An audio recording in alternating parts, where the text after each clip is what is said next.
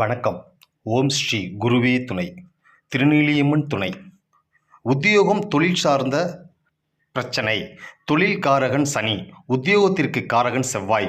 உத்தியோக பிரச்சனை இருந்தால், செவ்வாய் கரும பதிவு இருந்தால் பாதிப்பு உண்டு. அதை சரிபார்க்க வேண்டும்.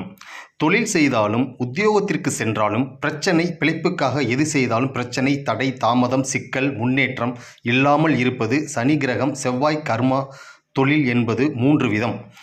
ஒன்று வியாபாரம், உத்தியோகம். இது இரண்டும் கலந்து இருப்பது பொதுவான தொழில். பெரும் பணம் புழங்கும் வியாபாரம், பெருவாரியான மக்கள் செய்கின்ற தொழில். உத்தியோகம் உழைப்பை செய்து வாழ்கிற வாழ்க்கை. சனி உழைப்பை மட்டுமே முதலீடு செய்து வாழ்வது. ஸ்தாபனம், கட்டிட வேலை செய்து வாழ்வது. இதுபோல் உழைப்பு மட்டுமே மூலதனம், உடல் உழைப்பு மட்டுமே மூலதனம். இதுபோல் எதுவாக இருந்தாலும் அதற்கு சனி காரகம் உதவி வேண்டும். உத்தியோகம் என்றால் செவ்வாய் உதவி வேண்டும். ஒருவருக்கு உத்தியோகம் பாதிப்பு அடைகின்றது. ஜாதகத்தில் எப்படி பார்ப்பது? செவ்வாயின் கர்மா அந்த நட்சத்திர கலவை இருக்கும். லக்னம், லக்னாதிபதி, ராசி, நட்சத்திரம் இதில் இருக்க வேண்டும். சனி கர்மா கலந்த நட்சத்திர கலவை. லக்னம், லக்னாதிபதி, ராசி, நட்சத்திரம் இதில் இருக்க வேண்டும். ஆக மொத்தம் இந்த 7 நட்சத்திரங்கள் செவ்வாய் கர்மா, 4 நட்சத்திரம் சனி கர்மா, 3 நட்சத்திரம், மொத்தம் 7 நட்சத்திரங்கள் தான். தொழில் உத்தியோகம் சார்ந்த பிரச்சனை உள்ளவர்கள் ஜாதகர் எப்படி 6-11-1-9 தொடர்பு கொள்வது தொழில் தடை, உத்தியோக பிரச்சனை இதை சுட்டிக்காட்டும். இது இன்னும் வீரியமாக யாருக்கு வேலை செய்யும்? லக்னம், லக்னாதிபதி, ராசி அதிபதி செவ்வாய், சனி கர்மா நட்சத்திர கலவை இருந்தால் இது இன்னும் வீரியம். 6ஆம் அதிபதி, 11ஆம் அதிபதி இவர்கள் இருவரும் 10ஆம் பாவத்தில் இருந்தால் இவர்களுக்கு உத்தியோகம் சோதனை வருவது போல் வேறு யாருக்கும் இந்த உலகத்தில் வராது. உத்தியோகம், தொழில் இவர் படும் பிரச்சனை அதிகமாகும். எந்த தொழில் ஆரம்பித்தாலும் இவர்கள் அனுபவிக்கும் அந்த வலி, வேதனை, சோதனை இந்த உலகத்தில் வேறு யாரும் அந்த அளவுக்கு வேதனைப்பட மாட்டார்கள். வேலை கிடைக்காமல் இருப்பது, கிடைத்த வேலை நிலைக்காமல் இருப்பது, தொழில் செய்தால் நஷ்டம், எந்த தொழிலும் நிலையில்லாமல் இருப்பது, வருமானம் இல்லாமல் வேலை செய்து கொடுக்கிறேன் ஆனால் பணம் வராமல் இருப்பது, தொழில் உத்தியோகம் சம்பந்தப்பட்ட எந்த துறையாக இருந்தாலும் 9-10 உடன் 6-11 தொடர்பு இருக்கும். நேரடியாகவோ அல்லது மறைமுகமாகவோ சங்கமிப்பார்கள். இவர்கள் ராசி, லக்னாதிபதி இதில் ஏதேனும் செவ்வாய், சனி கர்மா இருந்தால் கண்டிப்பாக இவர்கள் தொழிலில் பிரச்சனை இருக்கும். இவர்களுக்கு தீர்வு ஜாதகத்தை பார்த்து சொல்ல வேண்டும். தொழில் ஸ்தானம் 10ஆம் பாவத்தை வைத்து எந்த தொழில் சிறப்பாக அமையும், என்ன மாதிரி தொழில் கொடுப்பனை இருக்கிறது, 10ஆம் பாவ அதிபதி நிலையை வைத்து பார்க்க வேண்டும். ஒரு தொழில் செய்வதற்கு முன்பாக அவர்களுக்கு இந்த திறமை இருக்கிறதா என்று சரிபார்ப்பது முக்கியம். ஒவ்வொரு தொழிலுக்கும் மரபணு தொடர்பு என்னவென்று பார்த்துவிட்டால் அந்த தொழிலை அணுகுவது எளிமையாக இருக்கும். உதாரணம், மேஷம், ரிஷபம், சிம்மம் இந்த 3 லக்னத்தை சேர்ந்தவர்கள் இயல்பிலேயே ஆசிரியர் துறை கற்றுக் கொடுக்கும் ஆற்றல் இவர்களுக்கு சாதாரணமாக இருப்பவர்களை விட அந்த நிலைப்பாடு இவர்களுக்கு அதிகம். ஏனென்றால் மேஷம் செவ்வாயின் மூலத்திரிகோண வீடு, ரிஷபம் சந்திரன் மூலத்திரிகோண வீடு, சிம்மம் சூரியன் மூலத்திரிகோண வீடு. இந்த 3 கிரகமும் குரு கர்மா வாங்கியுள்ளது. இவர்களுக்கு சாபமும் சக்தியும் குருதான். எந்த ஒரு கிரகம் சாபமாக இருக்கின்றதோ அந்த கிரகத்தின் ஆற்றல், திறமை, சக்தி நமது மரபணு உள்ளே ஒவ்வொரு செல்லுக்குள்ளேயும் 200% வேலை செய்யும். அப்படி என்றால் 2 உச்ச கிரகத்துக்கு நிகராக வேலை செய்யும். அந்த கிரகம் நமக்கு வெளியில் தோஷம், ஆனால் உள்ளுக்குள் நல்ல கொடுப்பனை. அந்த கிரகத்திற்கு உண்டான திறமையும் ஒவ்வொரு செல்லுக்குள்ளும் 200% இருக்கும். மேஷம், ரிஷபம், சிம்மம் லக்னத்திற்கு பொதுவாகவே விரிவாக்கம் செய்வது, ஒரு விஷயத்தை விரிவுபடுத்தி பேசுவது, ஒரு விஷயத்தை புரிகிற மாதிரி எடுத்து சொல்வது, புரியாத ஒரு விஷயத்தை புரிய வைப்பது இவர்களுக்கு இயல்பிலேயே உண்டு. இவர்களுக்கு இயல்பிலேயே கற்றுக் கொடுப்பதனால் ஆசிரியர் சம்பந்தப்பட்ட தொழில், கல்வி சம்பந்தப்பட்ட தொழில் இவர்கள் தாராளமாக முயற்சி செய்யலாம். அந்த தொழில் இவர்களுக்கு பரிகாரமாக மாறும். தொழில் என்பது ஒரு மனிதனின் மூளை, திறன், செயல்திறன், உழைப்பு, தனித்திறன். இது தெரியாமல் நாம் வேறு துறைக்கு போனால் நம்ம அந்த துறைக்கு பொருந்த மாட்டோம். ஒவ்வொரு லக்னத்திற்கும் தனித்திறமை உண்டு. இவர்களுக்கு ஆசிரியர் கொடுப்பனை இருக்கும். 12, 5, 10 தொடர்பு இருந்தால் இந்த 4 பாவத்தின் அதிபதி தொடர்பு எந்த நிலையாக இருந்தாலும் எடுத்துக்கொள்ளலாம்.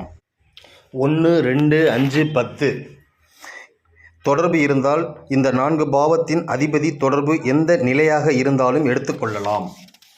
லக்கணம் அதிபதி ராசி நட்சத்திரம் இந்த மூன்றில் ஒன்று குருகர்மா நட்சத்திர தொடர்பு இருந்தால் நன்மை. சூரியன், சந்திரன், செவ்வாய் இந்த மூன்றில் ஒன்று 10ஆம் பாவத்தோடு தொடர்பு, 10ஆம் அதிபதியோடு தொடர்பு இருப்பது. இந்த 3 தகுதிகளில் 2 தகுதிகள் இருந்தாலே போதும் ஒருவர் கல்வித்துறையில் நல்ல ஆசிரியராக, குருவாக சிறப்பதற்கான கொடுப்பனை. அந்த திறமை கற்றுக் கொடுக்கும் ஆற்றல், அந்த திறமை அவரது மரபணுக்குள்ளே இருக்கிறது என்று அர்த்தம். இந்த மாதிரியான குழந்தைகளை படிப்பு சம்பந்தப்பட்ட விஷயத்தில் ஊக்குவிக்க வேண்டும். ஒரு குருவாக இருந்து அடுத்தவர்களை வழிநடத்தும் திறமை, தகுதி இருக்கிறதா என்று பார்த்து கொள்ள வேண்டும். இது தொழில் மட்டும் கிடையாது, தொழில் பரிகாரம். தொழில் மூலமாக தன்னுடைய கர்மாவை கழிப்பது, ஏதோ ஒரு தவறு, குறை, கடமை தவறிவிட்டோம் அல்லது கர்மாவை தெரிந்தோ தெரியாமலோ நம்ம 1000 தவறுகள் செய்கிறோம். அதில் ஏதோ ஒரு பதிவு அல்லது பல பதிவு இந்த பிறப்பிற்கு காரணமாக அமைந்துவிட்டன. இந்த பிறவியில் இருந்து விடுபடுவதற்கு அல்லது இந்த கர்மத்தில் இருந்து விடுபடுவதற்கு நமக்கு இருக்கிற மிக எளிமையான வாய்ப்பு தொழில்தான். ஆன்மீகம், கோவில் பரிகாரம் வருடத்தில் ஒரு சில முறைதான் செய்ய முடியும். அதேபோல் தார்மீக பரிகாரம் இதையும் செய்ய முடியாது. ஆனால் தொழில் என்பது தினசரி செய்வது, தன் வாழ்நாள் முழுவதும் செய்வது, அதுவே பரிகாரமாக மாறிவிட்டால் எவ்வளவு நல்ல விஷயம். தன்னுடைய தொழிலே தன்னுடைய பிறவி கர்மத்தை தீர்க்கக்கூடிய சக்தி வாய்ந்த பரிகாரமாக மாறினால் அவர்களுடைய வாழ்வு எவ்வளவு வளம் பெறும் என்பதை நாம் புரிந்து கொள்ள வேண்டும். 10ஆம் பாவம் சார்ந்து பொதுவான ஆலோசனை. 10ஆம் பாவத்தில் வேறு பாவ அதிபதி சென்று அமர்ந்தால், லக்கணம் அதிபதி 2ஆம் அதிபதி வேறு வீட்டு அதிபதியுடன் சென்று அமர்ந்தால், அந்த 10ஆம் பாவத்தை இயக்குவதன் மூலம் 10ஆம் பாவ அதிபதி 10ஆம் பாவத்தில் இருக்கிறதோ அந்த பாவமும் சேர்ந்து இயங்கிவிடும். 10ஆம் பாவம் சம்பந்தப்பட்ட தொழில் செய்வதன் மூலமாக, ஏதாவது காரியத்தில் ஈடுபடுவதன் மூலமாக 10ஆம் பாவத்தில் உள்ள கிரகமும் அந்த வீடும் இயங்கிவிடும். 10ஆம் அதிபதி 7ஆம் வீட்டில் இருப்பதற்கும் 7ஆம் அதிபதி 10ஆம் வீட்டில் இருப்பதற்கும் நிறைய வித்தியாசம் உள்ளது. 10ஆம் அதிபதி 7ஆம் வீட்டில் இருந்தால் திருமணத்தின் மூலமாக, பங்குதாரர் மூலமாக, கணவன் மனைவி மூலமாக, அம்மாவோட அம்மா மூலமாக, வெகுஜன தொடர்பு மூலமாக தொழில் விருத்தி அடைவதை பார்த்தோம். அதேபோல் 7ஆம் அதிபதி 10ஆம் வீட்டில் இருந்தால் தொழில் வட்டாரம் மூலமாக திருமணம் அமையும். தொழில் மூலமாக விளம்பரம் கிடைக்கும். வேறு எந்த பாவ அதிபதி 10ஆம் வீட்டில் இருக்கிறதோ தொழில் செய்ய ஆரம்பித்தவுடன் அந்த வீட்டில் இருக்கும் கிரகம் அது சார்ந்த பாவம் இயங்கிவிடும்.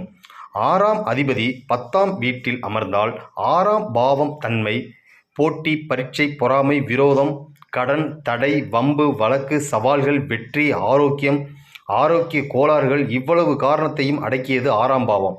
அவர் போய் 10ஆம் பாவத்தில் அமர்ந்தால் தொழில் வாழ்க்கை ஆரம்பிக்கும் போது இவர்களுடைய 6ஆம் பாவ காரகம் இயங்கிவிடும். அதனால் விருத்தி அடைய ஆரம்பிக்கும். எப்பொழுதெல்லாம் தொழில் சம்பந்தப்பட்ட வேலையை செய்து கொண்டிருக்கிறாரோ அப்பொழுது 6ஆம் பாவ காரகத்துவமான போட்டி இயங்கிவிடும். இது சார்ந்த நல்லது கெட்டது இரண்டும் ஆரம்பம் ஆகும். ஒருவருக்கு கடன், ஒருவருக்கு ஆரோக்கிய கோளாறு. இப்போ 6ஆம் பாவமும் செயல்படும். 8ஆம் அதிபதி 10ஆம் பாவத்தில் இருந்தால் 8ஆம் பாவம் தன்மை, விபத்து, பயம், தடையாக இருக்கலாம். அசிங்கம், அவமானம், இது கெடுதல்.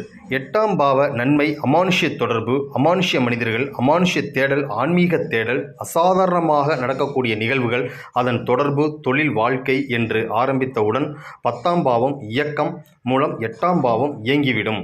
அப்பொழுதுதான் அது விருத்தியடையும். 4ஆம் அதிபதி 10ஆம் பாவத்தில் இருந்தால் தொழில் செய்த பிறகு இயங்கிவிடும். 4ஆம் பாவம் தன்மை, கல்வி, வித்தை, சொத்து, தொழில் ஆரம்பித்தவுடன் 4ஆம் பாவ காரகம் விருத்தி அடையும். 10ஆம் பாவத்தில் 3ஆம் அதிபதி இருந்தால் தொழில் செய்தவுடன் 3ஆம் பாவம் இயங்கும். 3ஆம் பாவம் தன்மை, தகவல் தொடர்பு, தைரியம், வீரம், தோஷம், ரோஷம். இவ்வளவு நாளாக அமைதியாக இருந்தவர்கள் தொழில் தொட்டவுடன் அவர்களுக்கு வருகிற தைரியம் அபாரமாக இருக்கும். ஒரு கெத்து வந்தது போல் மனநிலை இருக்கும். 4ஆம் அதிபதி 10ஆம் பாவத்தில் யாருக்கு அமர்ந்து இருக்கிறதோ அவர்கள் தொழில் பாவம் தொட்டவுடன் இடம் மாற்றம் அதிகமாக வந்து கொண்டே இருப்பது, வீடு சார்ந்த விஷயத்தில் சொந்த வீட்டை விட்டு வாடகை வீடு போகிறது, அதிகமாக வாடகை வீட்டுக்கு மாறுவது, வீடு விற்பனை செய்வது, புதிய வீடு வாங்குவது, பொது சொத்துக்களை வாங்குவது, தொழிலுக்கு போகும்போது பூர்வீக சொத்து விற்காமல் இருப்பார்கள். ஆனால் வீடு சார்ந்த விஷயத்தில் மாறுவது, வாகனம் அடிக்கடி மாற்றுவது, 4ஆம் பாவத்தில் அடிக்கடி தன்னை ஈடுபடுத்திக் கொள்வது, இது அவர்களுக்கே தெரியாமல் நடக்கும். அவர்கள் தொழில் பாவத்தை இயக்கும்போது நடக்கும். 10ஆம் பாவத்தில் 5ஆம் பாவ அதிபதி இருந்தால் தொழில் ஆரம்பித்தவுடன் தன்னுடைய தனித்திறமை இயங்கும். விளையாட்டு, ஆன்மீகம், ஆராய்ச்சி, மலை ஏறுவது, நீச்சல் பயிற்சியில் ஆர்வம், இது சம்பந்தப்பட்ட விஷயம் அதிகமாக நடப்பது. 12ஆம் அதிபதி 10ஆம் பாவத்தில் இருப்பது தொழில் தொட்டவுடன் விரயம் ஆரம்பம் ஆவது, மருத்துவ செலவு, வெளிநாட்டில் செட்டில் ஆகணும் என்கின்ற எண்ணம், குடும்பத்தை விட்டு தனியாக வாழ வேண்டும் என்கின்ற உத்வேகம், தூண்டுதல் இருந்து கொண்டே இருப்பது, துறவு மனநிலை, விரக்தி மனநிலை, தொழில் ஆரம்பித்தவுடன் அதிலிருந்து இந்த மனநிலை வந்துவிடும். 9ஆம் அதிபதி 10ஆம் வீட்டில் இருந்தால் தொழில் ஆரம்பித்தவுடன் தொலைதூர பிரயாணம் விருப்பம், உயர்கல்வி பயில விருப்பம், ஆன்மீக திருப்பணி சார்ந்த விருப்பம், கோவில் குளம் போக விருப்பம், புனித யாத்திரை செய்ய விருப்பம், 9ஆம் பாவம் சார்ந்த ஆர்வம் இயங்கிவிடும். 10ஆம் பாவத்தில் லக்ன அதிபதி இருந்தால், லக்னம் என்பது தன் நிலை, தன் மனோநிலை வளர்ப்பது, தன்னம்பிக்கையை வளர்ப்பது, நம்ம வாழ்க்கையை வாழ ஆரம்பிப்பது, நமக்கு பிடித்த செயல்களை செய்ய ஆரம்பிப்பது, நம்ம சுதந்திரமாக இயங்குவது, நம்ம சுயத்தை தேடுவது, நம்மளை பற்றி சுயசிந்தனை தேடுவது. தொழில் வாழ்க்கை இறங்கிவிட்டால் லக்னாதிபதி இயங்க ஆரம்பித்து விடும். 10ஆம் அதிபதி 10ஆம் வீட்டில் இருந்தால் தொழில் செய்தவுடன் 10ஆம் பாவம் இயங்கிவிடும். நன்றி, வணக்கம்.